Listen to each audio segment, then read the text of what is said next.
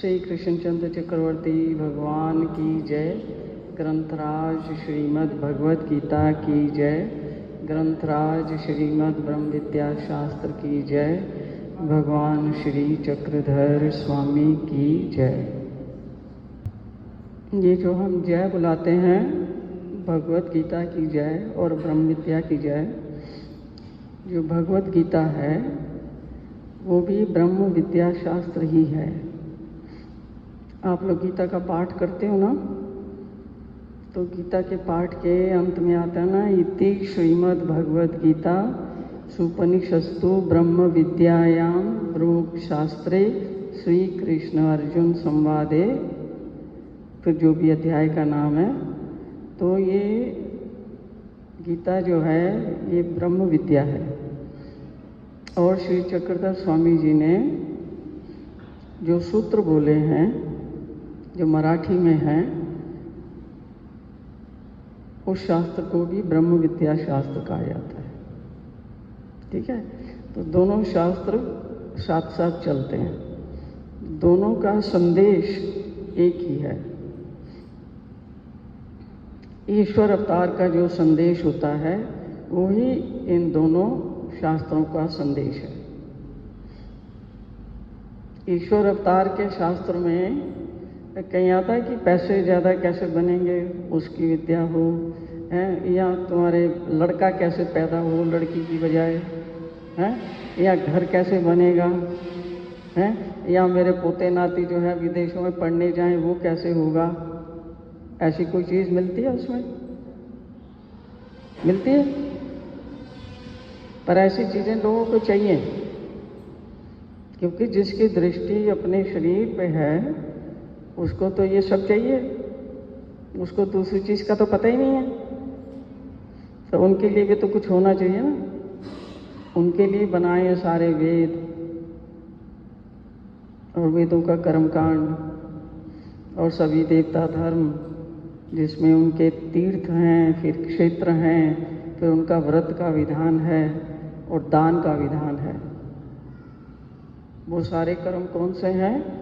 वो किसी हेतु से किए जाते हैं, किसी कामना को लेकर किए जाते हैं। कि जो राजा लोग यज्ञ करते थे किसके लिए करते थे? हैं? भगवान को प्रसन्न करने के लिए नहीं। यज्ञ किया जाता है किसी न किसी चीज़ की पूर्ति के लिए, और देवता के निमित्त से वो सब चीज़ें मंगवाई जाती हैं जिनका उसको अर्पण तर्पण किया जाता है। तो दो किस्म के, वैसे तो मैंने आपको बताया था 4 किस्म की भक्ति होती है संसार में। अधिकतर लोग देवी देवताओं की पूजा करते हैं, और उसमें से थोड़ा सा हटके पितृ लोग हैं। उसके बाद में बहुत लोग जीवों की भक्ति भी करते हैं, है ना।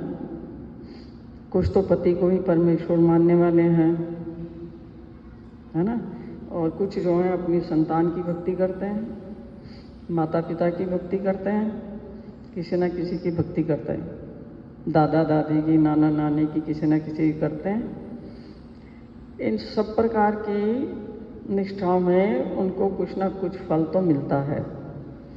देखना ये होता है कि आपको कौन से फल की इच्छा है, वही काम आप करते हो। जब आपका ध्यान पैसे पे है तो किसकी भक्ति करोगे? किसकी भक्ति करोगे? पैसे की, और जो पैसे ला रहा है उसकी भक्ति करोगे कि यही कमाने वाला है घर में, यही लाने वाला है, तो उसकी बात मानना शुरू कर दोगे। घर में पति है तो उसी को परमेश्वर समझ के उसकी भक्ति करोगे कि यही है, यही पैसा ला रहा है तो हम खा रहे हैं, और ये नहीं लाए तो हम मर जाएंगे सब भूखे, तो उसकी भक्ति करो। भक्ति का मतलब उसकी आज्ञा पालन करो, जो वो कह रहा है वो करो, है। तो जिस जिस चीज़ की आपको आवश्यकता है, अगर आपके लिए घर ज़रूरी है कि मेरा एक सुंदर सुंदर सुंदर घर होना चाहिए, तो अपने आप तो नहीं आ जाता ना घर। उसको बनाना पड़ता है, या बना बनाया लेना पड़ता है, उसके लिए पैसा चाहिए। फिर पैसे की बात आ गई, फिर किसकी भक्ति करोगे? भगवान की तरफ ध्यान जाएगा? जा ही नहीं सकता।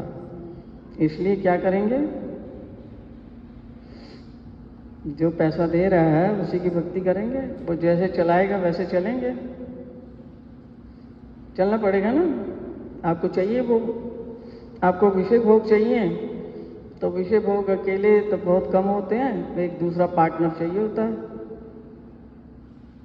तो वो स्त्री को पुरुष मिल जाता है और पुरुष को स्त्री मिल जाती है, और दोनों मिल के मौज मस्ती से इकट्ठे भोग भोगते हैं, बहुत मस्त रहते हैं। उनको इच्छा ही भोगों की है।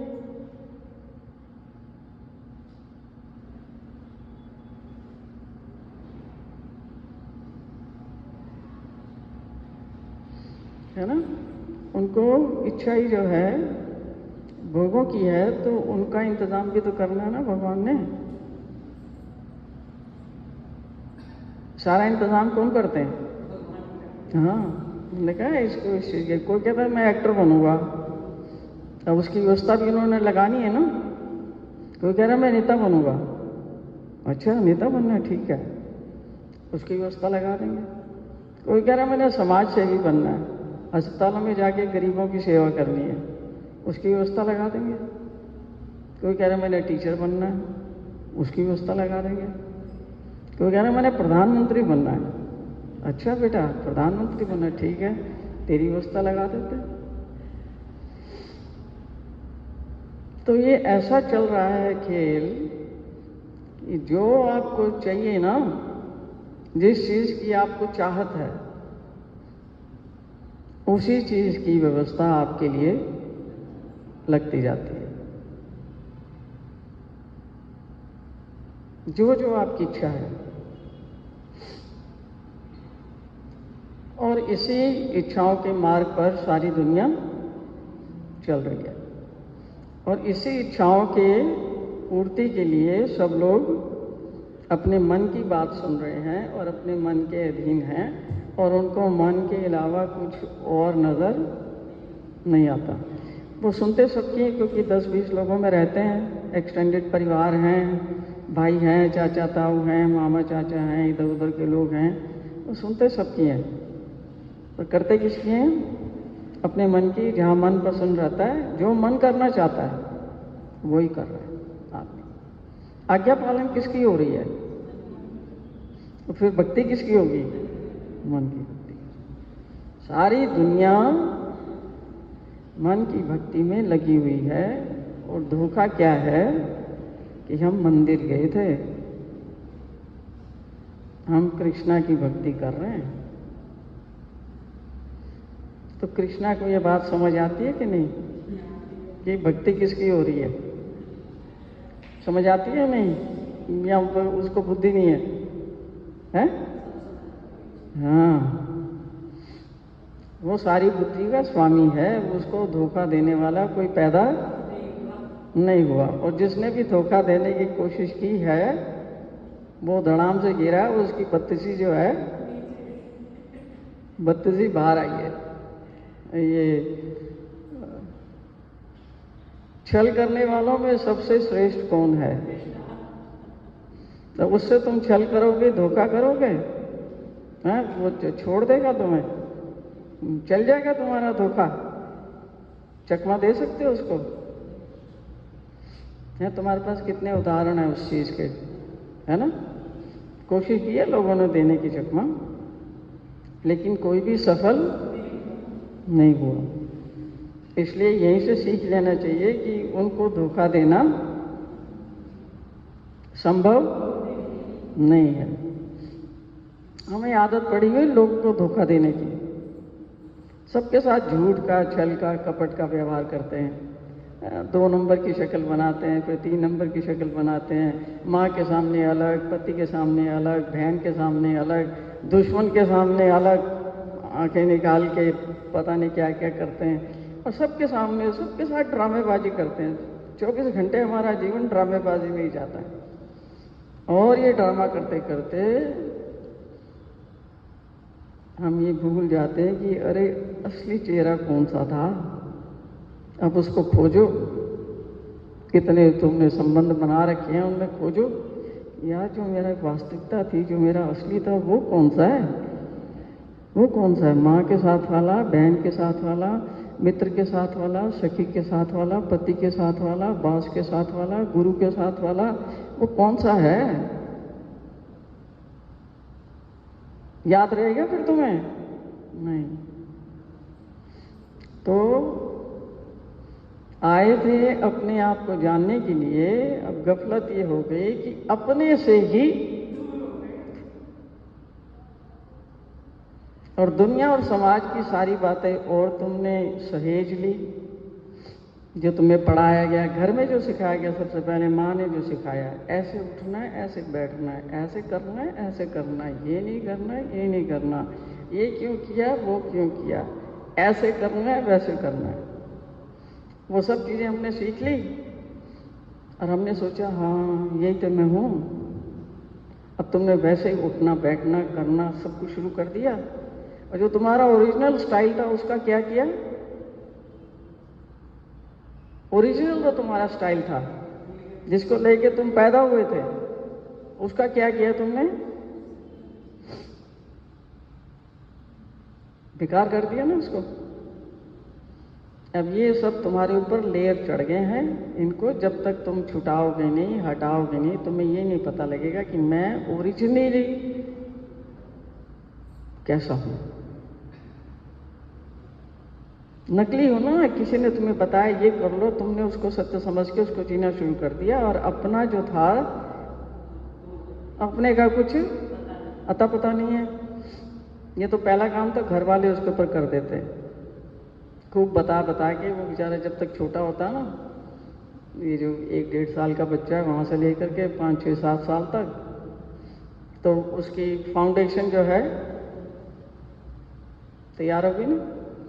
ये बच्ची कुछ ही कसर है, स्कूल वाले कर देते हैं। अब स्कूल भी तो जाएगा, स्कूल वाले कि नहीं, ये नहीं, ऐसे नहीं होता, ये ऐसे होता है। अच्छा जी, ऐसे होता है, ऐसे कर लेंगे।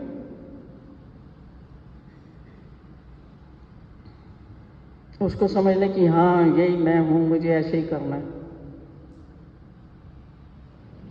और बड़ा हो गया, कॉलेज में चला गया,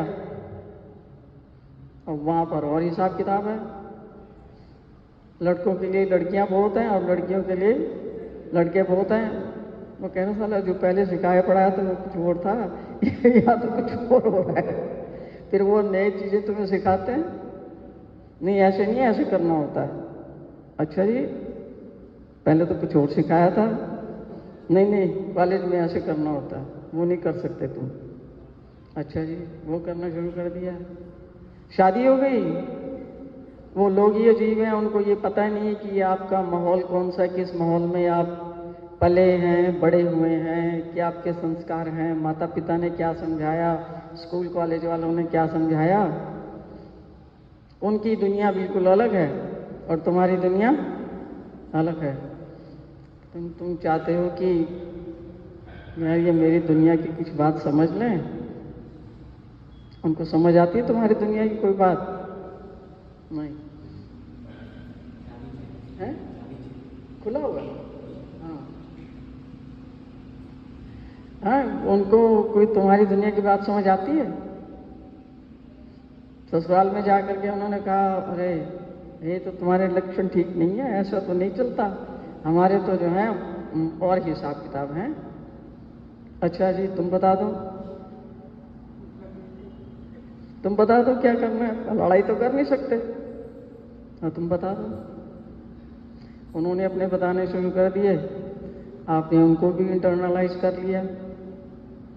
जो माता पिता ने समझाया वो भी अंदर ले लिया, जो स्कूल वालों ने समझाया वो भी खोपड़ में अंदर ले लिया, और जो कॉलेज में समझाया वो भी ले लिया। अब शादी होगी, शादी वालों ने कहा नहीं नहीं ऐसे नहीं होता, हमारे यहाँ तो ऐसे होता है। अच्छा जी, वो भी अंदर ले लिया।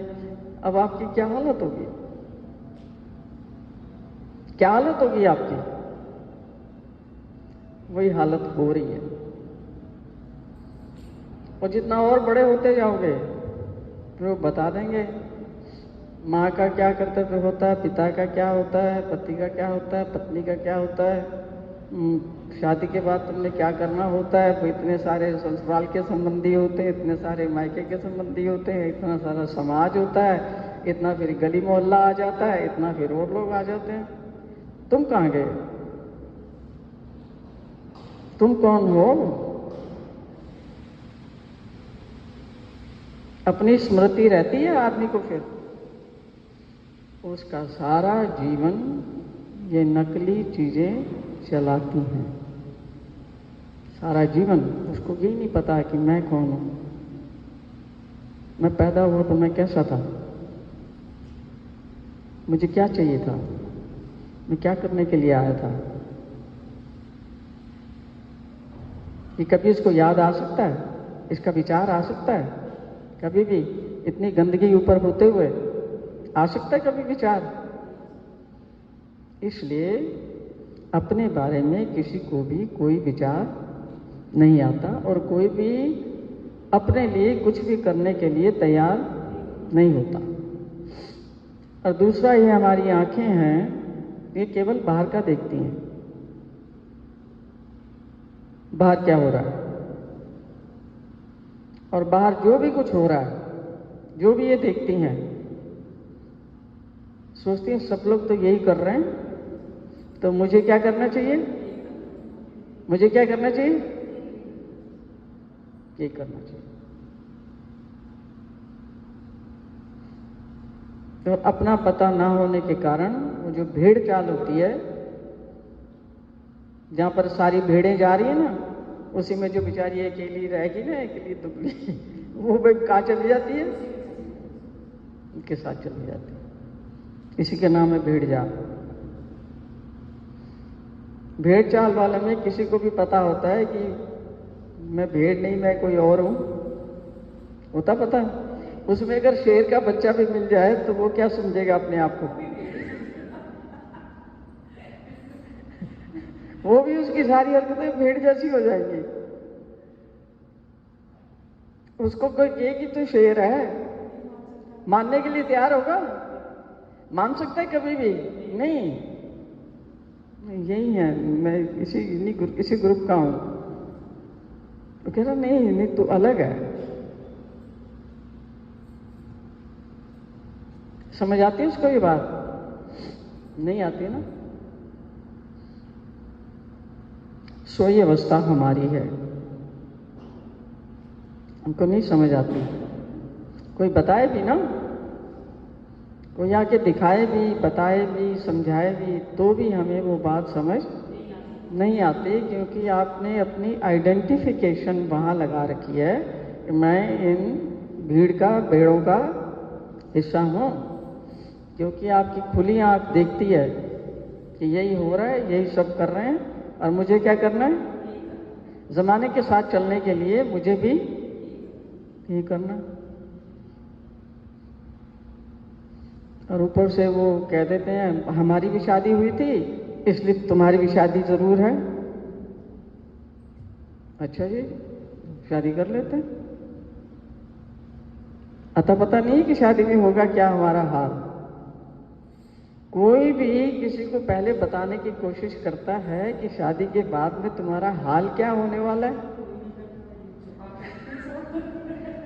उसके बारे में बात करना ही जो है गलत है। क्योंकि अगर शादी की वास्तविकता बता दी जाए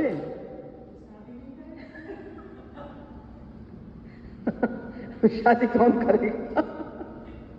अब शादी नहीं होगी तो ये समाज कैसे चलेगा? शादी नहीं होगी तो बच्चे नहीं होंगे, उनके वोट कैसे पड़ेंगे, उनका कुनबा कैसे बढ़ेगा, उनका हिसाब किताब कैसे समृद्धि को प्राप्त होगा। इसलिए कोई आर्गुमेंट नहीं मिला तो ये कहते हैं हमारी शादी हुई थी, चुपचाप करके तुम्हारी भी शादी होगी, उसको स्वीकार करो। कोई बताता नहीं कि वहां क्या हुआ है। और इतना बेचारा कोई समझदार होता नहीं कि देख ले जिनकी औरत की है उनका हाल क्या है, उनकी जिंदगी देख ले। इतना नहीं पता होता। और अधिकतर लोगों को तो जो समाज है वो क्या बताता है, जो नेट पे देखते हो खोल के, वो क्या बताता है शादी के बारे में? अच्छे अच्छे कपड़े मिलेंगे, अच्छे अच्छे गहने मिलेंगे, अच्छी अच्छी चीज़ें खाने को मिलेंगी, घुमाने को ले जाएंगे। वो जो मूवियों में जाते हैं ना, हीरो हीरोइन बाइक पे, उसके जुल्फें खुली हुई बिखरी हुई, वो बड़ा मस्त, यार ये तो बड़ा मस्त है ना? असली चीज कोई नहीं पता। असलियत इतनी भयानक है और इतनी दर्दनाक है कि वो अगर बता दी जाए तो तुम कहोगे मेरी तौबा, मेरे बाप की तौबा, मेरे दादा की तौबा, मैं मर जाऊं क्योंकि ये काम नहीं करना। अगर तुम्हें पता लग जाए, बता दी जाए, साफ सफाई से बता दी जाए कि ये मेरी संतान है, मुझे इसका हित चाहिए, इसकी खुशी चाहिए, इसको मैं बता दूं कि कितनी बेकार चीज़ है और इसको कहूं कि इसमें मत फंसना। बताती कोई माँ या बाप, कोई रिश्तेदार हो, चाचा बुआ मौसी ताऊ, बताते कोई?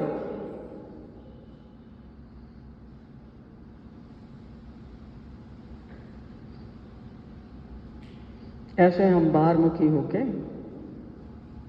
अपनी आइडेंटिटी को भूल के कि हम हैं कौन, इतना भूल चुके होते हैं, इतना भूल चुके होते हैं कि हमें फिर कभी ये ख्याल भी नहीं आता कि मैं ये सब कुछ नहीं हूँ, मैं कुछ और हूँ। मुझे उसके बारे में सोचना चाहिए कि जब मैं पैदा हुई थी, जब मैं आई थी, तो मेरी क्या इच्छाएं थी, मैंने क्या करना था, मैंने अपने जीवन के बारे में क्या सोचा था।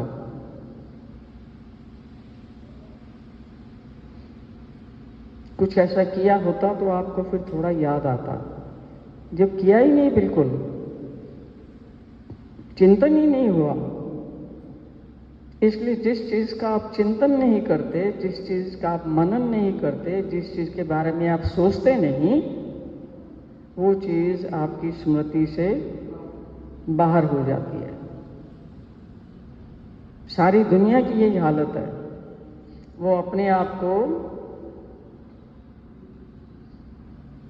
ना तो जानते हैं, ना तो पहचानते हैं, और जो कुछ उन्होंने सीखा है घर से, समाज से, स्कूल से, कॉलेज से, वातावरण से, नेट से, मीडिया से, उसके कारण उन्होंने अपनी एक नई दुनिया बसा ली है और वो सोचते हैं ये मैं हूँ।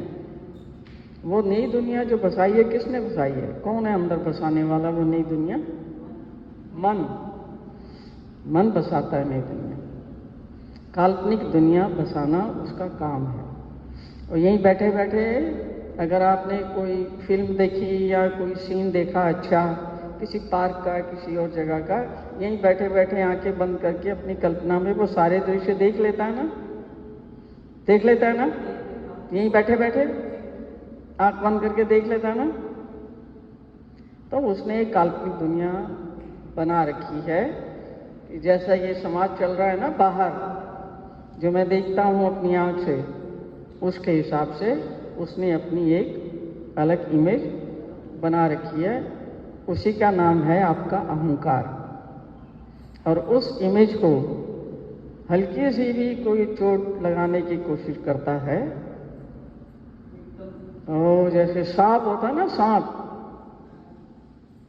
सांप की तरह फुंकार लेके खड़ा हो जाता है। बस नजदीक मत आना, काट खाऊंगा। और वो इमेज सारी नकली है, उसमें वास्तविकता का नामो निशान नहीं है। उसको प्रोटेक्ट कर रहा है। मेरी ईगो हर्ट हो गई, मुझे बहुत दुख हुआ है, मुझे बहुत खेद हुआ है, मैं बहुत दुखी हूं, मेरा अंतर्मन बहुत दुखी है। उसने ऐसा बोल दिया, उसने ऐसा कह दिया, उसने ऐसा कर दिया, और ये इमेज बनाई है उसने बाहर की चीजों को लेके, उसकी अपनी नहीं है। उसको प्रोटेक्ट कर रहा है सारी जिंदगी, फिर उसको एक्सटेंड कर देता है अपनी फैमिली में। पहले मैं पे रहता है, फिर मेरे पे आ जाता है, मेरी बेटी को तूने ऐसा कहा, तेरी तो बेटा खैर नहीं है बस। मेरे बेटे के बारे में तूने ऐसा कहा, मेरे पति के बारे में ऐसा कहा, तो मैं से क्या करता है, मेरे पे आ जाता है। पहले मैं में ही काफी बेचारा भटका हुआ था, अब मैं से ऐड करके मेरे में आ गया। मेरे का कोई अंत है? हाँ जी, मेरे का कोई अंत है? बस इसी में उसकी, मैं और मेरे में उसकी सारी दुनिया सिमट के रह जाती है। और असली जो वो है, उसका जो अस्तित्व है असली, उसके बारे में ना तो उसको जानने की इच्छा होती है,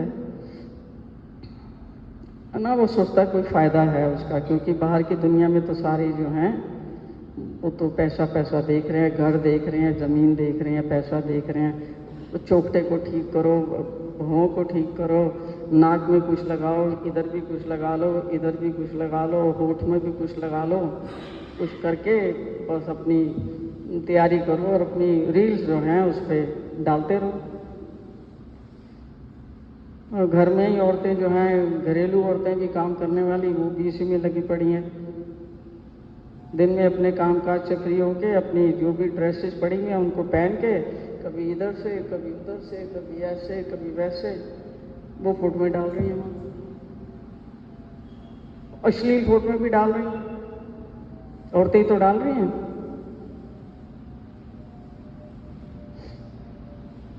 अब ऐसे लोगों को समझ आएगा, कभी वो वापस जाएंगे कि मैं कौन हूँ, थोड़ा उसके बारे में विचार करूँ, हो सकता है।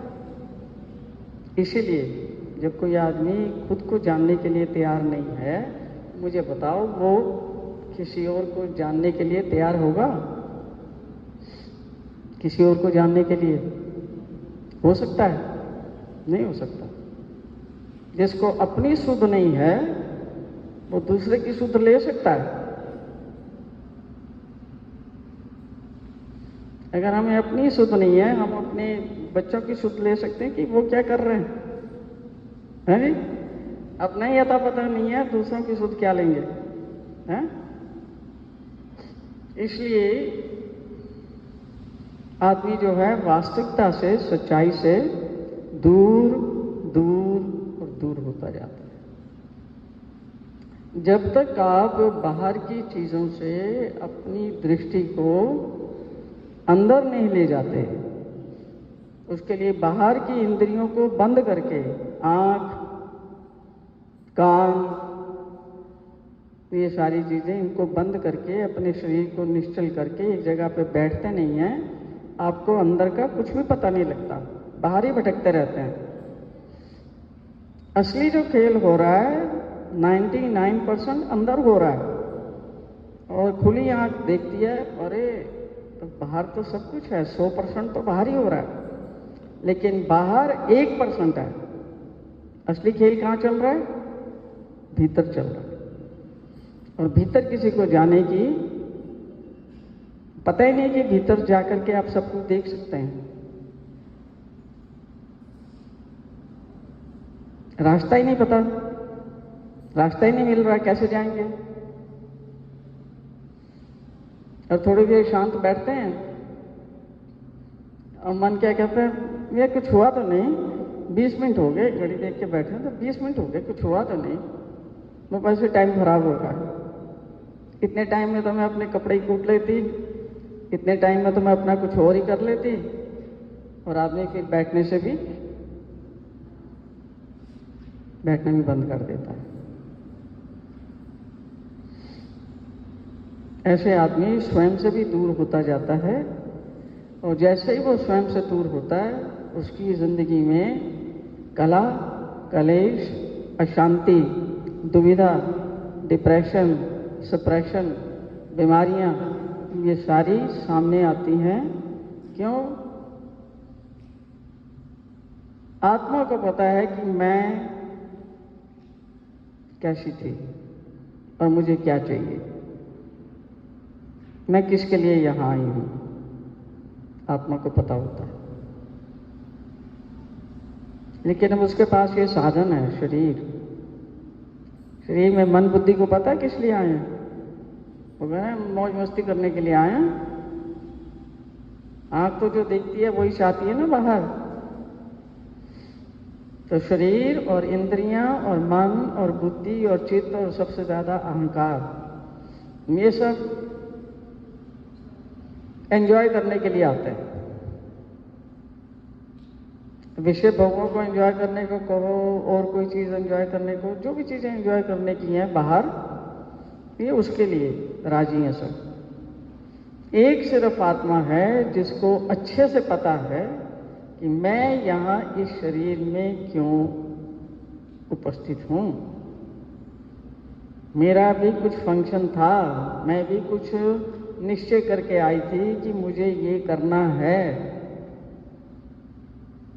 और जब उसकी कहीं छोटी सी झलक मिलती है ना, वो उस आत्मा को ही मिलती है और वो थोड़ी सी उस तरफ अट्रैक्टेड होती है।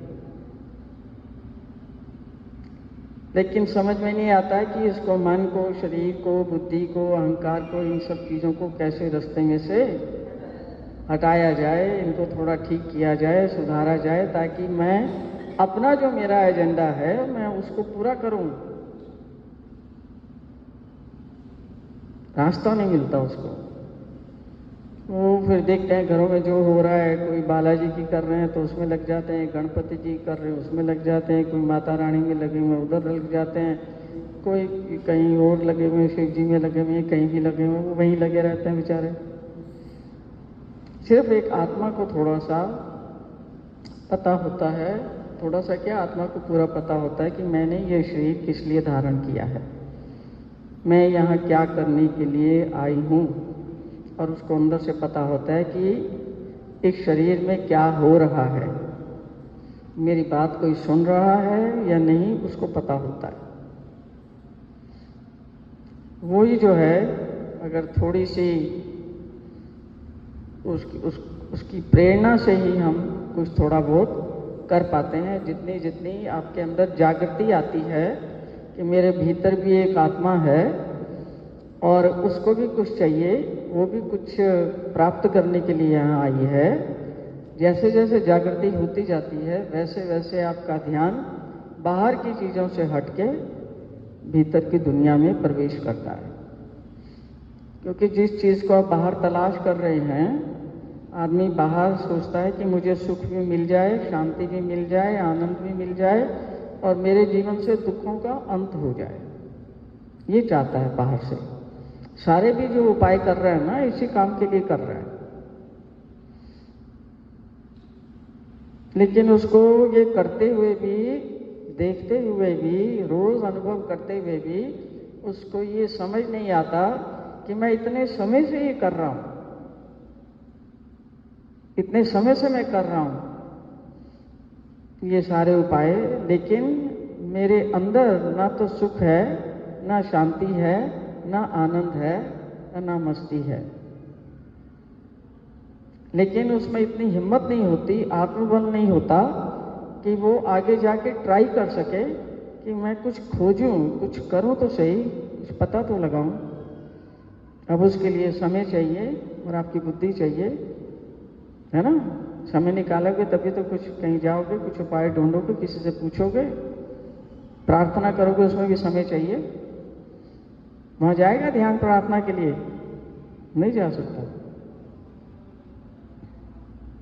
इसलिए वो बेचारे बस भटकना में ही रह जाते हैं। तो एक ही चीज है आपके अंदर जो भक्ति करना चाहती है, अब वो है आपका अस्तित्व, जो आत्मा है उसका परमात्मा के साथ में पूरा पक्का जोड़ है। वो दोनों एक ही तत्व से बने हुए हैं। बाकी आपका शरीर और आपकी मन, बुद्धि, चित्त, अहंकार, इंद्रियां, ये सब माया के हैं। माया यानी प्रकृति के हैं। और प्रकृति जितने भी कार्य हो रहे हैं उन सब में प्रकृति ही प्रमुख है, उसके द्वारा ही हो रहे हैं। क्योंकि ये मन, बुद्धि, चित्त और अहंकार और समूचा शरीर और सारी इंद्रियां, ये किसके अंश हैं सारे? ये प्रकृति के अंश हैं, ये माया के अंश हैं, और इन्हीं का यूज हम सारा दिन करते हैं। इसलिए इनमें से कोई भी जो है, इनका कल्याण कभी हो नहीं सकता, क्योंकि ये तो खत्म होने के लिए बने हैं, ये तो मरने के लिए बने हैं, ये तो चिता में जलने के लिए या पानी में बहाने के लिए या पक्षियों और जानवरों द्वारा खाए जाने के लिए बने हैं। इनका कल्याण तो हो नहीं सकता। शरीर का क्या कल्याण करोगे? कितने पैसे इसके ऊपर लगा लो, कितनी दवा दारू कर लो, कितने विटामिन्स खा लो, कितनी फेस लिफ्टिंग करा लो, कितना और कुछ कर लो, संतुष्ट रहता है? स्वस्थ रहता है? नहीं। तो इसका कल्याण नहीं हो सकता। एक ही चीज है जिसका कल्याण हो सकता है, वो है आपकी आत्मा, उसका कल्याण हो सकता है। इसलिए भगवान का सारा विधान उस आत्मा के कल्याण के लिए है। हम लोग धर्म में आकर के भी कल्याण किसका सोचते हैं? हम लोग धर्म में अगर कोई अच्छा कोई कर्म सामने आ गया हो जिसके कारण हमें धर्म मिला है, तो धर्म में आकर के भी हम उपाय किसके करते हैं? मैं सुखी हो जाऊं, मेरा शरीर सुखी हो जाए, मेरी माँ सुखी हो जाए, मेरे पिताजी सुखी हो जाए, मेरी बहन सुखी हो जाए, मेरा भाई सुखी हो जाए, मेरा पति सुखी हो जाए, मेरे बच्चे सुखी हो जाएं। कुछ तो होगा जो सुख करता होगा, खुशी ला दे कुछ परमानेंट जो थोड़े दिन रुक जाए। और कितने सालों तक अनुभव करते रहते हो कि ये सब चीजें कोई भी काम नहीं आ रही, लेकिन उसके बावजूद भी 20 साल तक गीता पढ़ने के बावजूद भी करते क्या हो? वही करते।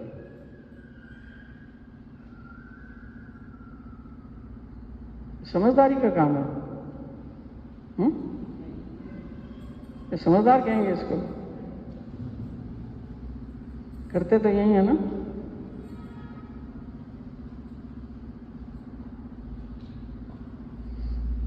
इसके बारे में सोचना, इतनी बातें जो मैंने कही हैं इनके बारे में सोचना है, विचार करना है कि आप अपना जीवन जो आपको सिखाया पढ़ाया गया है औरों के द्वारा, उसको लेकर के, और जो समाज कर रहा है वो करके तुम अपना सारा जीवन ऐसे गुजार देना चाहते हो, या तुम अपने आप को जानने का प्रयास करना चाहते हो और तुम्हारे अंदर कौन सी चीज है जो शाश्वत है और उसके कल्याण के विषय में सोचना चाहते हो।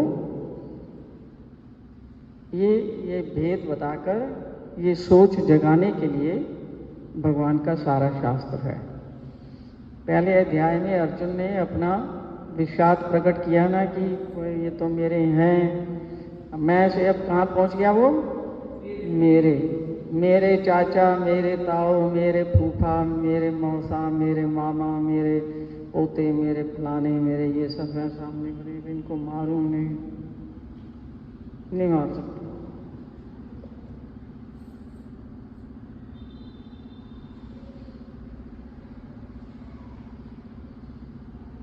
और पहला उपदेश जो भगवान ने दिया है कि जिन लोगों के लिए तू शोक कर रहा है कि ये मरेंगे, इनमें से एक भी शोक करने के योग्य। अब भगवान की बात को नकार के जहां किसी की डेथ होती है वहां क्या होता है? टप टप टप टप टप टप टप टप आंसू बरसते हैं। वो क्या कह रहे हैं? ये शोक करने के योग्य नहीं है, भगवान का वचन है। और हम क्या कर रहे हैं? छातियां पीट रहे हैं। कोई 30 दिन तक पीट रहा है, कोई 10 दिन तक पीट रहा है, कोई 13 दिन तक पीट रहा है, कोई 25 दिन तक, पता नहीं जो जो उनका सिस्टम बना हुआ है उसके हिसाब से पीटे जा रहे हैं, रोए जा रहे हैं।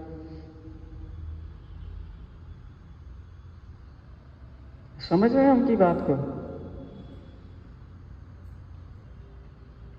अब गीता पढ़ते हुए भी कई साल हो गए, 5 साल, 10 साल, 20 साल, 25 साल, 30 साल। पहली बात ही नहीं समझ आई। वो कुछ और बात भी तो कर सकते थे, उनके पास तो 700 बातें हैं। ये क्यों की पहले भिड़ते ही, मुंह खोलते ही?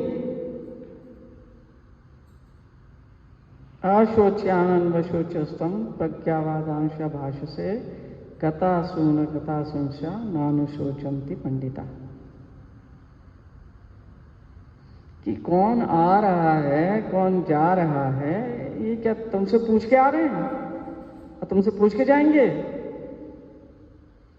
और तुम अपने बारे में सोचो, तुम्हारा आना जो है तुमसे पूछ के तुम यहां आए हो और तुम अपनी मर्जी से आ गए यहां से।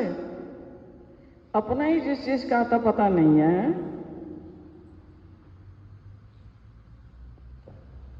दूसरों का निश्चित कर रहे हैं। ना उसको नहीं जाना चाहिए था इतनी जल्दी, वो तो भी जवान था। मतलब तुम निश्चित करोगे कि वो कब जाएगा, इसलिए दुख हो रहा है।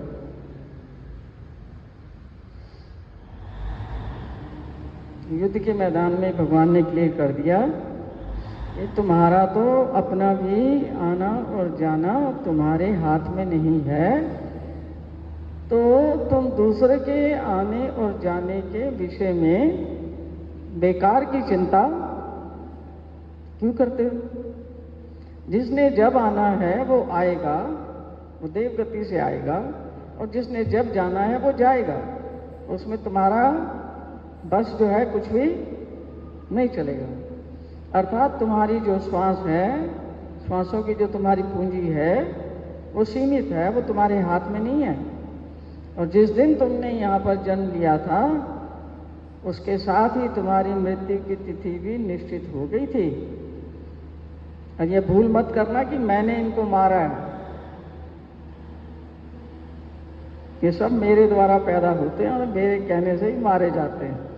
इनका जितना जितना टाइम होता है उतने उतने समय के लिए आते हैं, उसके बाद मरता कोई भी नहीं है, उनकी शक्ल बदल जाती है।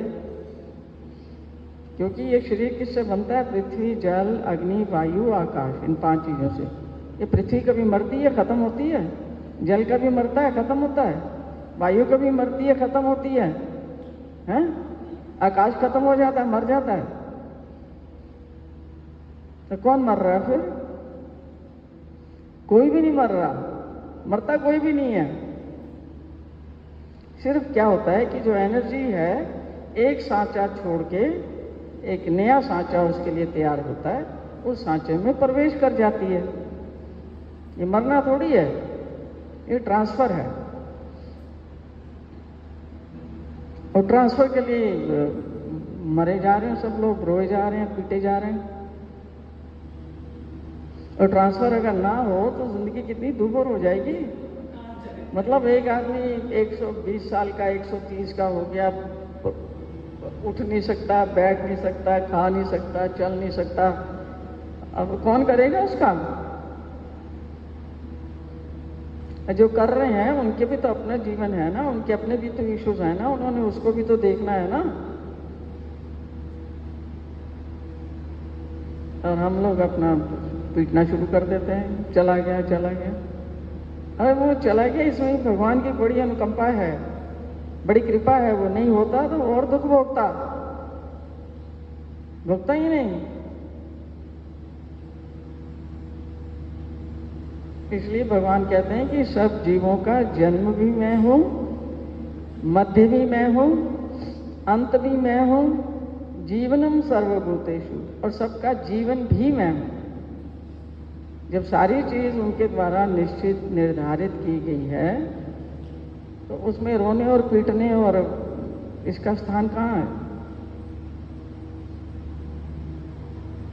यही बात जिसको समझ में नहीं आई उसको गीता का एक भी अक्षर समझ में नहीं आ सकता।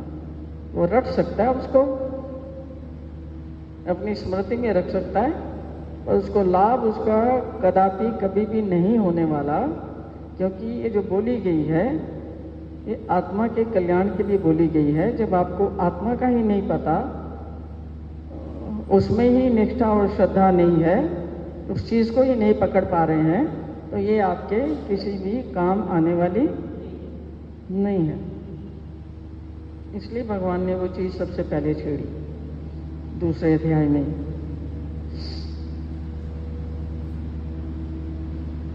वो मेरा मोस्टली फंक्शन यही रहता है कि आपको जितना आपके बारे में सुचेत कर सकूं, आपको आपके बारे में जितनी जागृति ला सकूं, बार बार फोकस करके कि आप केवल ये शरीर मात्र नहीं हैं, इस शरीर के भीतर रहने वाली आत्मा है। ये शरीर समझ लो एक पिंजरा है, ये पिंजरा प्रापंचिक है, इसमें कोई जान नहीं है। पिंजरे में जान किसमें है? जो जीवित पंछी है अंदर। आप कौन है? वो जो जीवित पंछी जो पिंजरे के अंदर बैठा है, यानी आत्मा जो इस शरीर के पिंजरे के अंदर है, जो जीवित है, उसके बारे में सोचना। क्योंकि वो जो जीवित तत्व आपके अंदर से निकल जाता है, फिर ये जो प्रापंचिक तत्व है, इसका कोई हिलना डुलना, बोलना चाहना, खाना पीना, लेना देना कुछ होता है? तो जो महत्वपूर्ण चीज है आपके अंदर, वो आत्मा है। उसके बारे में मेरा एक ही काम है कि आपको आत्मा के बारे में जागृत करना, और दूसरा आपको जागृत करना है कि अगर आप बाहर से थोड़ा सा निर्वृत्त होके भीतर जाएंगे तो आपको आत्मा के बारे में और जानकारी मिलेगी। और दूसरी बात जो भगवान ने बताई है कि मैं सबके हृदय में विशेष रूप से स्थित रहता हूं। वो जो ईश्वर है जो सबके भीतर अंदर है, जिसने ये आपके लिए ये हरि मंदिर बनवाया है। ये मंदिर तो मनुष्यों ने बनवाया है ना। जो ये आपका मंदिर है, आपका जो शरीर है, जो ये हरि मंदिर है, ये भगवान ने स्वयं अपनी आज्ञा से प्रकृति के द्वारा बनवाया है। और बनवाने के बाद में आत्मा को भी अंदर स्थिर किया है और स्वयं भी हृदय में विराजमान है। वो है आपके असली गुरु, जो अंदर से आपको सारा ज्ञान देते हैं। कोई भी गलत काम करते हो तो आपको अंदर से एक आवाज आती है ना, चाहे शब्दों में ना आती हो, आपकी बॉडी को कोई संकेत मिलता है ना, मत करो फंस जाओगे इसमें। आती है? कितने लोगों को आती है? वही आपके असली गुरु हैं। वही आपको बार बार सब जगह से प्रोटेक्ट करके सेफ रखते हैं। उनकी जितनी आवाज सुनोगे उतना आप आगे बढ़ोगे। अब आवाज मैंने पूछा कि कितने लोगों को आवाज आती है, आप सबने हाथ खड़े कर दिए। नेक्स्ट मेरा प्रश्न है कि उनकी आवाज को सुनता कौन है? वो देते तो हैं आवाज अंदर से, सुनता कौन है? पकड़ता कौन है? 2 या 3 आदमी बेचारे ऐसे आधा खड़ा कर रहे हैं, आधा फिर झुका रहे हैं, आधा फिर खड़ा कर रहे हैं, फिर झुका रहे हैं। मतलब आवाज आपको अंदर से आ रही है, लेकिन उसको भी आप नकार के सुनते किसकी हो? अपने मन की। इसीलिए आपके जीवन में सब संघर्ष है, क्लेश है, दुख है, चिंता है, अवसाद है, सप्रेशन है, डिप्रेशन है, बीमारियां हैं, सब चीजें, क्योंकि हम उस बात को नहीं सुनते, उस संकेत को नहीं समझते। समझ आई? जब तक आप उस संकेत को जितना आप टालते रहोगे, दबाते रहोगे, वो कभी भी दबने वाला नहीं है। वो दबने के लिए आया नहीं है। आप कितने भी उसके ऊपर हावी हो जाओ, आपको अपना प्रयत्न जारी रखना है। मन जितना भी उसके ऊपर हावी हो जाए, फिर भी उसने जो बताना होता है वो बता के ही रहता है। ये आपकी बात है कि आपकी आत्मा कमजोर है और आपका मन जो है बहुत बलशाली है, इसलिए आप मन की सुनते हो, आत्मा की नहीं सुनते। एक लीला मैं यहाँ से पढ़ती हूँ, डोमेग्राम की लीलाओं की किताब है। कल आपको एक लीला बताई थी, कुछ याद है उसका?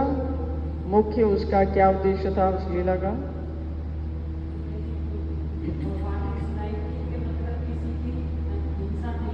हाँ।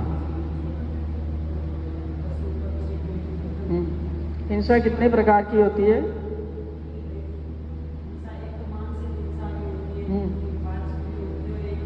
हाँ, हिंसा नहीं करनी। भगवान ने कहा है कि हिंसा को बताया है कि हिंसा अधर्म है। चारों युगों में हिंसा को अधर्म बताया है कि हिंसा करने से पाप होते हैं और पापों से फिर नरक होते हैं।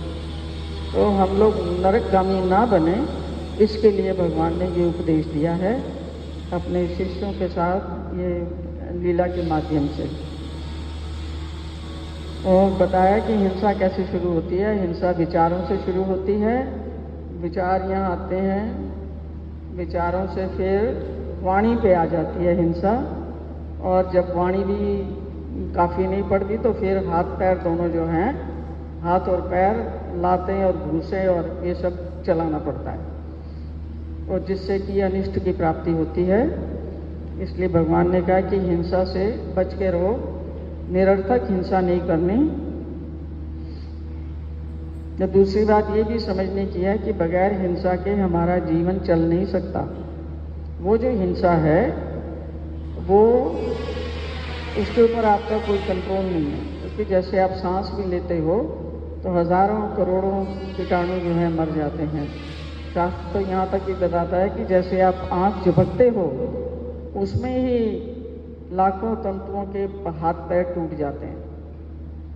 और हम तो कितना नहाते हैं, फिर कपड़े टूटते हैं, फिर सारा दिन मुंह से कुछ ना कुछ बोलते रहते हैं।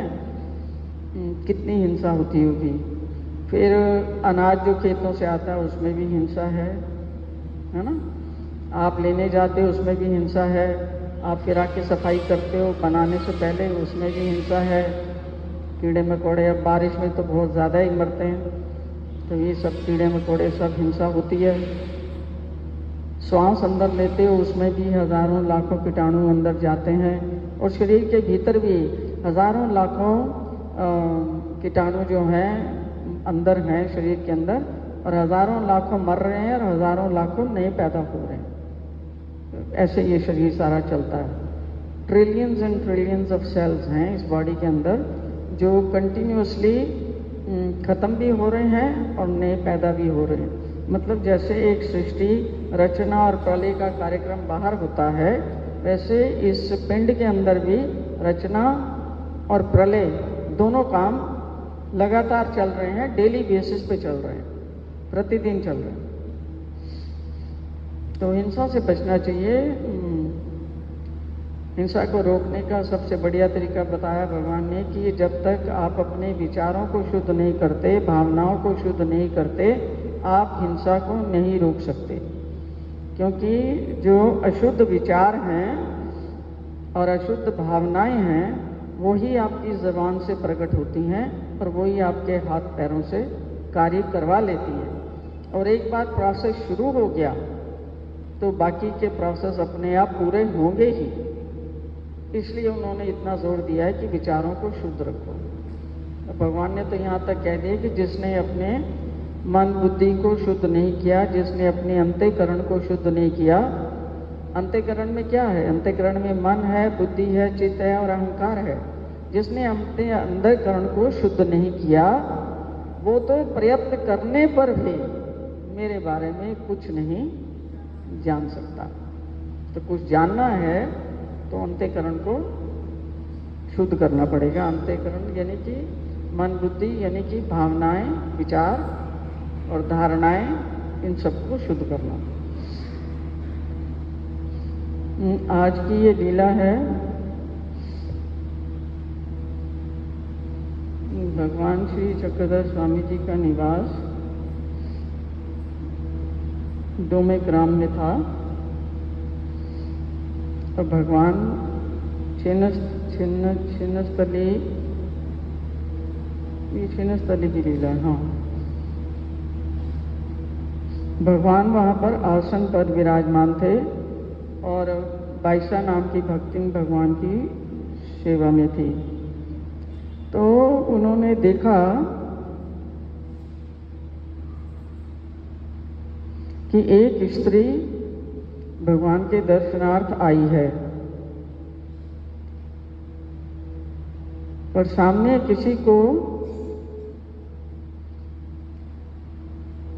उसको कोई आगे कोई नजर नहीं आया।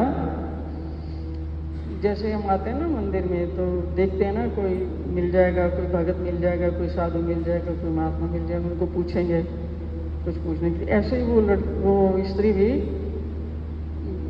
आई थी मंदिर में, दर्शन के लिए आई थी, लेकिन उसको कुछ पता नहीं था, नहीं थी, पहली बार आई थी, तो बेचारी इधर उधर देख रही थी। तो उसको कोई दिखा नहीं, सब लोग अपनी सेवा में होंगे, तो वो ढूंढ रही थी। ऐसे ढूंढते ढूंढते जब वो ढूंढ रही थी, भगवान ने उसको देख लिया। तो भगवान ने जब उसको देख लिया तो भगवान जल्दी से जहाँ पर थे वहाँ से उतरकर सामने आए और बाहर निकलते निकलते बड़ी जल्दी से निकल रहे थे। ये भी होता है कि कहीं उसको कुछ नहीं मिला और उसमें देखा कोई है नहीं तो भी वापस न चली जाए, तो इसलिए वो जल्दी जल्दी कोशिश करके आ रहे थे। तो जो चौखट थी वो भगवान के माथे पर लग गई।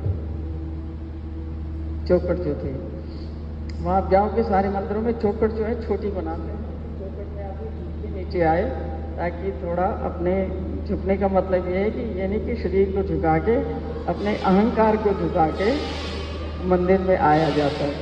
तो वो चोट लगी और भगवान ने तो लगी होगी तो फिर वो ऐसे पकड़ लिया थोड़ा। द्वार की चौखट उनके मस्तक पर लग गई, तो भगवान ने एक क्षण के लिए अपने माथे को ऐसे पकड़ लिया और उसको पकड़े हुए वैसे वो बाहर निकल गए। इतने में वो बाईसा जो थी वो भी वहाँ से आ गई, और एक तो उनको गुस्सा वैसे ही बहुत ज़्यादा आता था, पर भगवान ने ऐसे मस्तक पकड़ा हुआ है, फिर तो उसके गुस्से की कोई हद नहीं थी। फिर तो जो वो माता आई थी ना दर्शन के लिए, उसको उसने बुरा भला कहना शुरू कर दिया, मूर्खा, दुर्बुद्धि औरत। अब उसकी आवाज़ कैसी रही होगी ये आप जान सकते हैं कि इसके कारण भगवान के चोट लग गई। सुबह सुबह उठ के आई, ये क्या करने आई थी यहाँ, बहुत सारी बातें उसने सुन गई। मूर्खा, दुर्बुद्धि औरत, तेरे कारण हमारे भगवान का सुकुमार मस्तक जो है वो चौखट से टकरा गया और उन्हें इसकी पीड़ा सहन करनी पड़ी। इससे अच्छा तू ना आती, मुंह उठाकर चली आती हैं सवेरे सवेरे, ये दर्शन करने आई थी तू। और इस किस्म की इतनी सारी बातें बोल दी। अब भगवान बोले, भगवान बाईसा से बोले, भाई तुम इसको दोष क्यों दे रही हो, इसने थोड़ी हमारी चोट लगवाई है, इसने क्या गलत किया है, ध्यान तो हमने नहीं दिया और तुम इसे ऐसे कटु शब्द बोल रही हो। और ये बेचारी पता नहीं कौन सी अपनी अवस्था से आई है, ये आई है यहाँ मुझे थोड़ी शांति मिलेगी। शांति की तलाश में तो आता है ना, दर्शन करेंगे थोड़ी शांति मिलेगी, कोई इधर उधर देखते हैं कोई मिल जाएगा, किसी से थोड़ी बात हो जाएगी, वो भी ऐसे खाने को दौड़े तो फिर वो बेचारा आदमी की क्या गति होगी, कितने परेशान हो।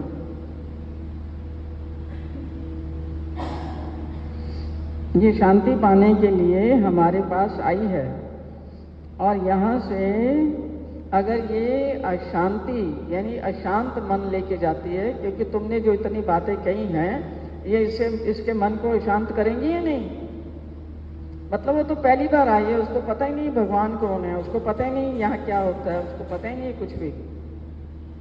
वो तो सिर्फ शांति की तलाश में आई है कि मन बहुत बेचैन है, थोड़ी देर जाके देखती हूँ कोई है इधर उधर तो।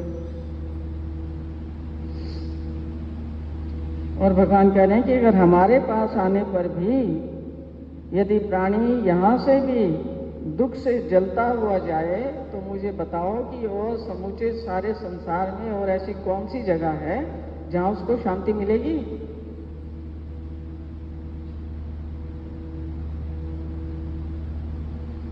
ये कहकर भगवान वहीं पर बाहर के ओटे पर बैठ गए। और वो जो स्त्री थी वो तो बाईशा की बातें सुनकर बेचारी सकपका गई, बहुत परेशान हो गई, चिंतित हो गई। मैंने क्या कर दिया, क्यों आ गई, ये सब सोचा तो हो गई ना उसने मन में कि क्या करने आई हूँ, वहीं बैठी रहती, क्या यहाँ भी आके भी परेशान किया। कुछ विचार आते ही है ना, जब दूसरा आदमी ऐसे बोलता है विचार तो आता ही है ना कि इससे अच्छा तो वहीं अच्छी थी। तो लेकिन जब भगवान ने ये बाईशा को समझाया और ये बात स्पष्ट की कि गलती इनकी नहीं है, गलती मेरी है, इन्होंने तो कुछ किया ही नहीं, इनका तो कोई मतलब नहीं है उसमें। तो ये कहकर भगवान जब बाहर के ओटे पर आकर बैठ गए, तब वो जो स्त्री है वो जब भगवान के पास आके बैठी तो भगवान की मधुर वाणी से उसको धीरज मिला और उसको कुछ हिम्मत आई। तो उसने आगे बढ़कर भगवान को 5 सुपारी का बीड़ा भेंट में दिया और दंडवत प्रणाम करके वो भगवान के चरणों में बैठ गई। तब भगवान ने उसका कुशल मंगल पूछा, उससे थोड़ा वार्तालाप किया और वो तसल्ली से भगवान को जवाब दे रही थी और बात करते करते भगवान के मुखमंडल को निहार रही थी और उसको बहुत सुख का अनुभव हो रहा था। ऐसा लग रहा था जैसे मानो मेरी रूह को इसी गोस्वामी के दीदार की प्यास थी और वो प्यास आज मेरी बुझ रही है। कितना अंतर हो गया ना। कुछ समय के बाद में भगवान ने उसको विदा कर दिया। ये आगे बताते हैं कि जितने भी जीव हैं इस संसार में, ये बाहर इनके पास जो कुछ भी हो, पैसा भी हो, धन भी हो, समृद्धि भी हो, विषय भोग भी हो, सब कुछ भी हो, लेकिन अंदर से इनकी आत्मा जो है अतृप्त है। अतृप्त है, आत्मा को तृप्ति नहीं है, अंदर से एक प्यास है और वह प्यास कैसी है और वो कैसे बुझेगी इसके बारे में ये कुछ भी नहीं जानते। बस सांसारिक संबंधों से, पदार्थों से इस प्यास को बुझाने का असफल प्रयास जिंदगी भर करते रहते हैं। यही अनबुझी प्यास वो लेके इस संसार में आते हैं और इसी अनबुझी प्यास को लेकर संसार को छोड़कर चले जाते हैं। कृपालु श्री चक्रधर स्वामी जैसे उभयदर्शी जीवोद्धारक अवतार की शरण आने पर प्राणी की प्यास सदा सदा के लिए बुझ जाती है और अशांति से भरा हुआ आता है, पर लौटता है सुख और शांति से भरकर।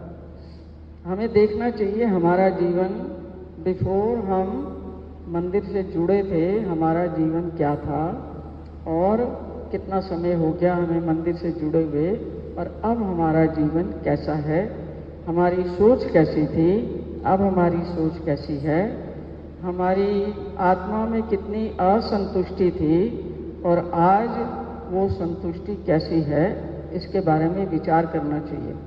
विचार करके लिख के लाओ कुछ, तुम्हें पता रहेगा कि भगवान ने आपको किस प्रकार से संतुष्ट किया है और आपको संभाल के रखा है और जीवन के सभी जगहों पर आपका साथ दिया है।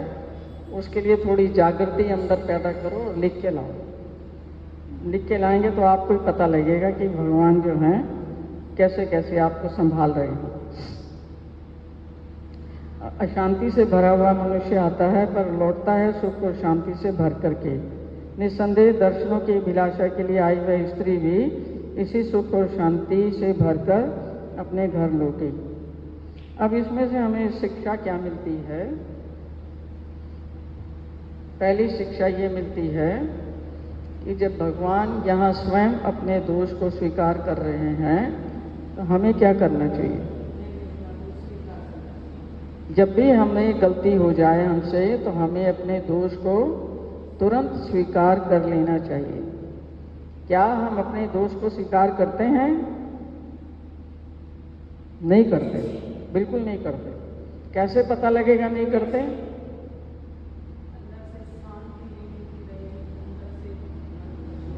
हाँ, अंदर से तो पता होता ही है ना कि गलती मेरी है, लेकिन हम गलती को स्वीकार नहीं करते। आपको कैसे पता लगेगा कि दूसरा आदमी जो आपके सामने है वो गलती नहीं मान रहा? आपको कैसे पता लगेगा?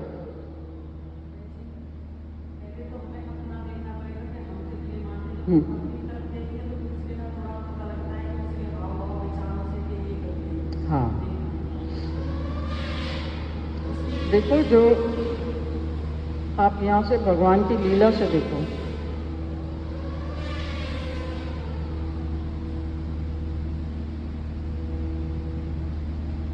भगवान की बात यहाँ से शुरू होती है।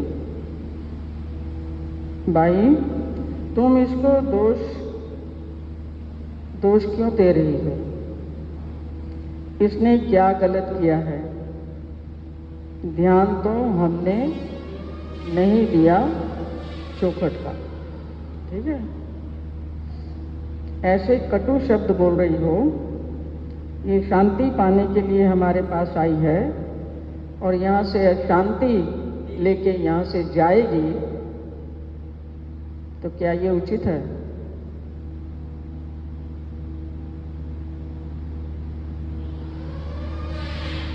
लोग हमारे पास आते हैं शांति के लिए। कोई भी आपके घर में भी कोई आता है कि अपनी दुख की बात सुनाने ही आता है ना, फोन करते हैं, मिलने का बड़ा दिल कर रहा है, मिल लो मिल लो मिल लो, तो मिल के आके क्या करते हैं? अपना सुनाते हैं ना कुछ। और आप जो है उनको गाली गलौज और उनको ये सब करना शुरू कर दो और करख तो के बोलो और कुछ ऐसा कुछ बोल दो जिससे वो बेचारा और भी जलता हुआ मर जाए कि मैं ये क्यों आया था, किस लिए आया था, है?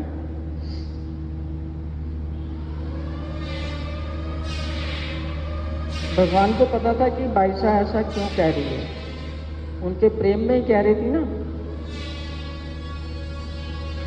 तो जिससे हम प्रेम करते हैं हमें उसकी गलतियां आती हैं, उसकी गलतियां नजर नहीं आती। तो पहली बात ये देखनी है कि जितने भी लोग हैं जो तुम्हारे इर्द गिर्द रहते हैं,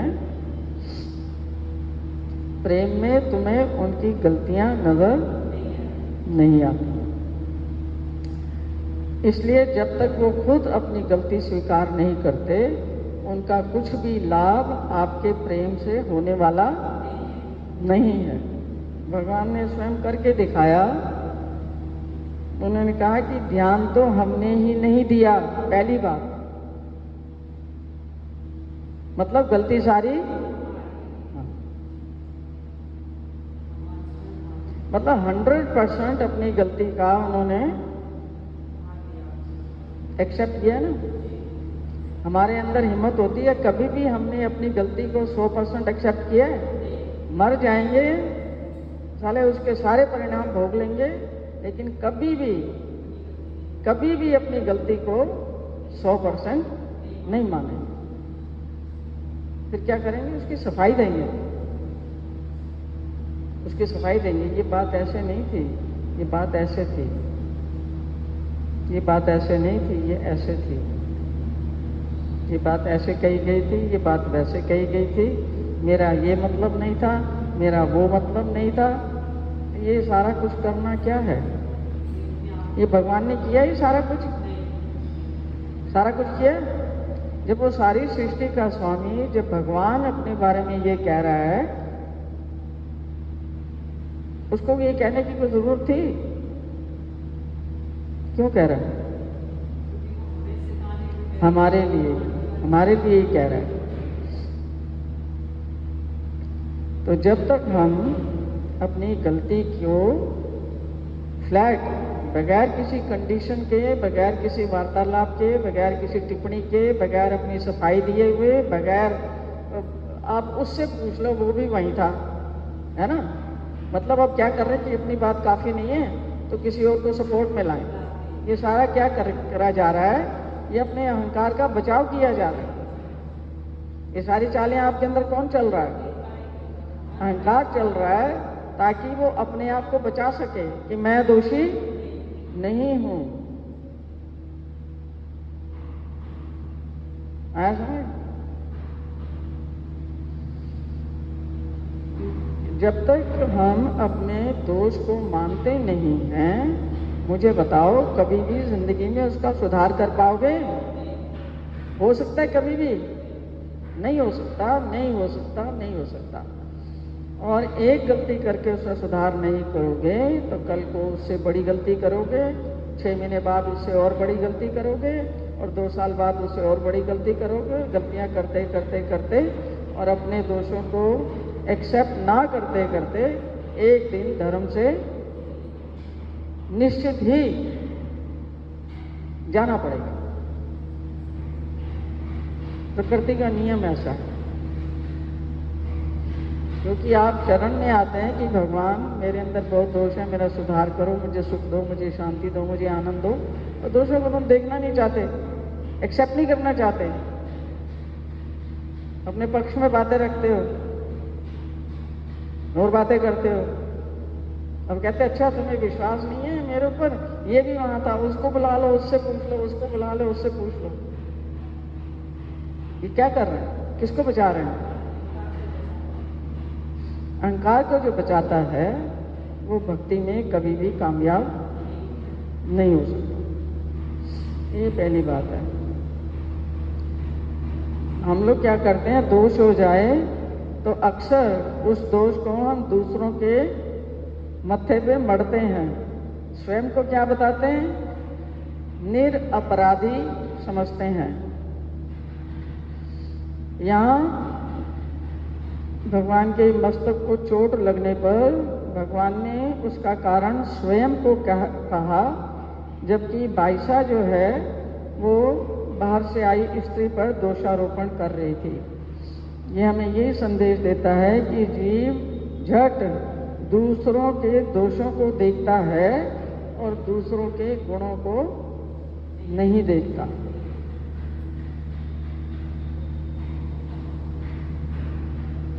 अधिकतर जो मनुष्य है, जो संसार में रचा बचा हुआ है, जिसको अपनी आत्मा की चिंता नहीं है, जो आत्म कल्याण के मार्ग पर नहीं है, उसकी ये दृष्टि वैसी ही होती है जैसे बाईसा ने यहाँ पर प्रदर्शन किया कि बगैर सच्चाई को जानते हुए राशन पानी लेके उस स्त्री पे बगैर जानते हुए, इसका मतलब उसकी जो प्रवृत्ति रहती है दूसरों के अंदर दोष ही देखने की प्रवृत्ति रहती है जीव के अंदर, भले ही भगवान के साथ ही क्यों ना रह रहा हो। असली चीज तो अहंकार को छोड़ना पड़ेगा ना अपने को। वो नहीं छोड़ते तो भगवान के साथ रह के भी क्या मिल जाएगा? साथ रह के मिल जाएगा। अहंकार तो छोड़ना ही पड़ेगा ना, और दूसरों की गलतियां देखना भी छोड़ना पड़ेगा।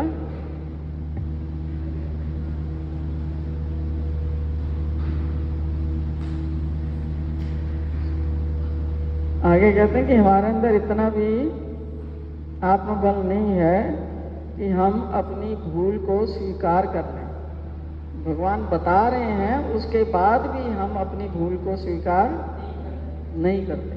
जो अपनी भूल को स्वीकार नहीं करता वो अपना सुधार कर सकता है। आत्म कल्याण के लिए तो सुधार ही करना है ना। सुधार आत्मा का नहीं करना, सुधार आपने अपने मन बुद्धि का करना है। और मन बुद्धि जब तक ठिकाने में नहीं आते आपको शांति नहीं मिल सकती।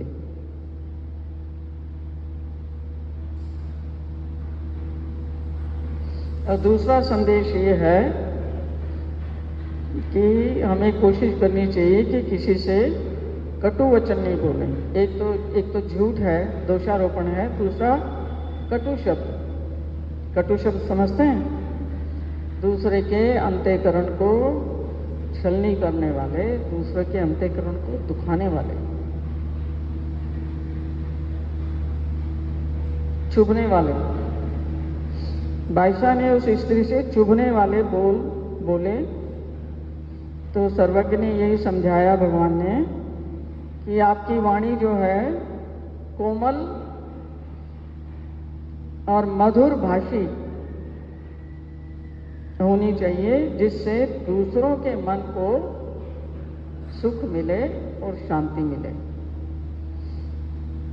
समझाते हैं कि आपकी वाणी जो है कोमल होनी चाहिए, मधुर होनी चाहिए, जिससे दूसरों के मन को सुख मिले। कड़वा बोलकर हम अपनों को भी बेगाना कर देते हैं, जबकि हमारे मीठे बोल बेगानों को भी अपना बना सकते हैं। तो इसमें दो बातें निकल के आती हैं, दोषारोपण की, अपनी गलती ना मानने की, दोषारोपण की, और दूसरी कटु शब्दों की। ये आचरण परक लीला है। तो जैसे उसमें पहले बताया था कि हिंसा नहीं करनी, मानसिक, वाचिक और शारीरिक हिंसा नहीं करनी। अधिकतर दोष हम वाणी से कमाते हैं। तो यहाँ पर भगवान बता रहे हैं कि अपने आप को ऐसा रखो कि दूसरों के ऊपर आप किसी प्रकार का दोषारोपण मत करो। अपने दोष को देखो कि कुछ भी क्रिया हो जाए उसमें आपका क्या रोल है, आपने क्या गलत किया। हम लोग क्या कहते हैं, उसने ये गलत किया, वो है दोषारोपण। आप ये देखो कि मेरे से कहाँ गलती हुई है, मैंने क्या गलत किया। अगर आप वो नहीं देख सकते ना, मैंने क्या गलत किया, तो आप भक्ति में कभी नहीं आगे बढ़ सकते, एक कदम आगे नहीं बढ़ सकते। बाकी ढोंग टपोसला जितना मर्जी है ना हम करते रहें, उससे हम अपने आप को ही धोखा देते, किसी और को धोखा नहीं देते। और तीसरी बात है कि वाणी को मधुर रखना है और कोमल रखना है। कोमल यानी कि दूसरे के प्रति सॉफ्टनेस लेते हुए, दूसरे के प्रति संवेदनशील होकर सॉफ्ट बोलें और मधुर बोलें, अच्छा बोलें, उसके हित के लिए बोलें, ताकि वो दोबारा भी आपसे मिलने का इच्छुक हो और आपके पास जो है वो आप उसको थोड़ा दे सकें। जो भी चीज़ वो सीखने के लिए आया है, या बताने के लिए आया है, या सुनने के लिए आया है, या पूछने के लिए आया है, या दिल को हल्का करने के लिए आया, तो आप उसको अच्छे से ढंग से थोड़ा सुनेंगे तो उसको अच्छा लगेगा। तो वो आप खुद भी आगे बढ़ सकते हैं और दूसरे को भी आगे बढ़ा सकते हैं। और अगर आप ऐसा व्यवहार करेंगे तो ना तो कोई आपके नज़दीक आएगा और ना आप आगे बढ़ोगे और ना दूसरे को भी आगे बढ़ाने का चांस मिलेगा। इसलिए भगवान ने ये लीला हमारे समक्ष लाई है। आई होप कि आपको समझ आ गया क्या बताना चाह रहे हैं? कितने लोगों को समझ आ गया?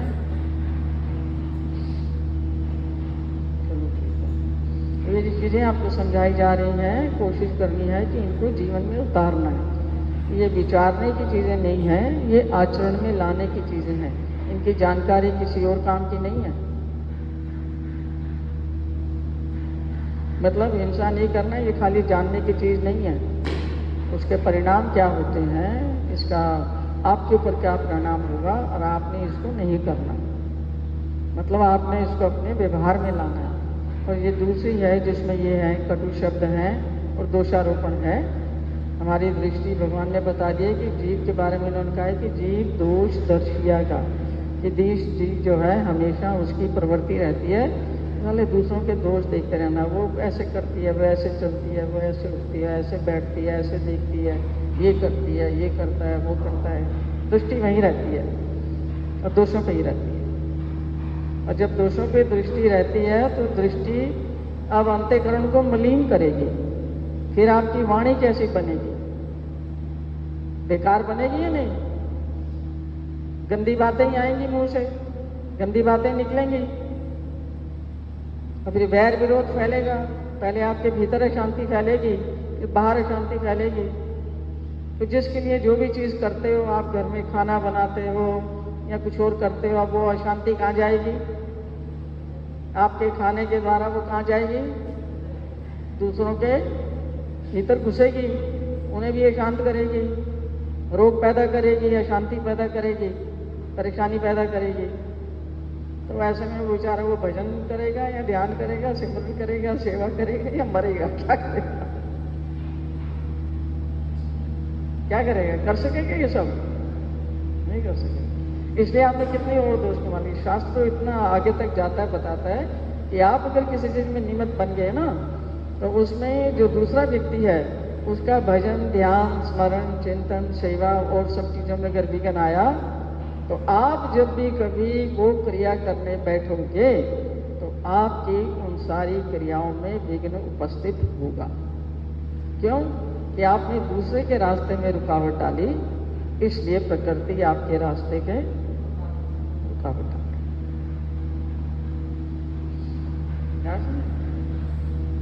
तो कोई प्रश्न हो तो पूछ लो, फिर कल नई लीला करेंगे।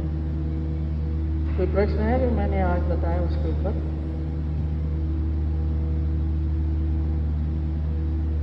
प्रश्न है? नहीं है? किसी को प्रश्न है? हाँ, तो अच्छे से समझ आ गया ना कि ये नहीं करना है। श्री कृष्णचंद्र चक्रवर्ती भगवान की जय। ग्रंथराज श्रीमद् भगवद गीता की जय। ग्रंथराज श्रीमद् ब्रह्म विद्या शास्त्र की जय। भगवान श्री चक्रधर स्वामी की जय। आप सबने ध्यान से सुना, इसके लिए आपकी आभारी हूँ।